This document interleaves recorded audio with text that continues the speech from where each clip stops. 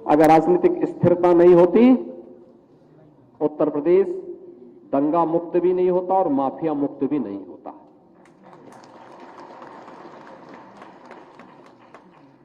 यह तब संभव हुआ है जब एक स्थिरता के दौर से हम लोग गुजरे हैं और उस स्थिरता के कारण यद्यपि हमें भी समय समय पे इलेक्शन का सामना करना पड़ा। हर वर्ष कोई एक नया इलेक्शन आता है, कभी विधानसभा का, कभी लोकसभा का, कभी नगर निकाय का, कभी पंचायतों का, कभी एमएलसी का और कभी कोई अन्य बाई इलेक्शन का भी सामना करना पड़ता है।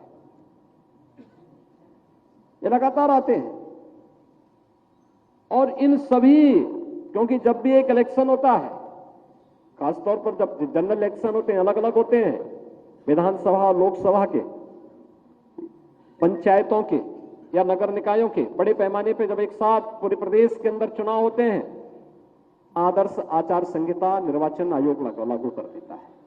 लोकसभा और विधानसभा के लिए तो भारत निर्वाचन आयोग लगाता है, नगर निकाय और पंचायती चुनाव के लिए राज्य निर्वाचन आयोग अधिसूचना जारी करता है और अधिसूचना जारी होता है तो मान के चलिए कि 3 महीने तक कोई भी कार्य नहीं हो सकता, कोई नीतिगत निर्णय नहीं ले सकते। विकास के कार्य जहां के तहां ठप पड़े रह जाते हैं। कोई सरकारी दौरे नहीं हो सकते। प्रशासनिक तंत्र पर सरकार का नियंत्रण उस समय ना के बराबर रहता है। इलेक्शन कमीशन उस समय प्रशासन को अपने अनुसार इलेक्शन की ड्यूटी को संचालित करने के लिए लगाता है। अब अनुमान करिए कि जो राज्य या जो देश हर एक वर्ष में इलेक्शन का सामना करता होगा और एक वर्ष में 3 महीने इलेक्शन में उसके खर्च हो जाते होंगे, 3 महीने इलेक्शन में खर्च हो गए, 2 महीने पर्व और त्योहारों में खर्च हो गए,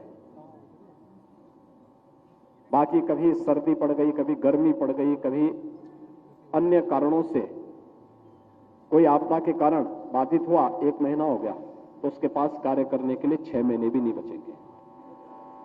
क्या उन 6 महीनों में कोई रिजल्ट दे पाएगा? और इसीलिए प्रधानमंत्री मोदी जी ने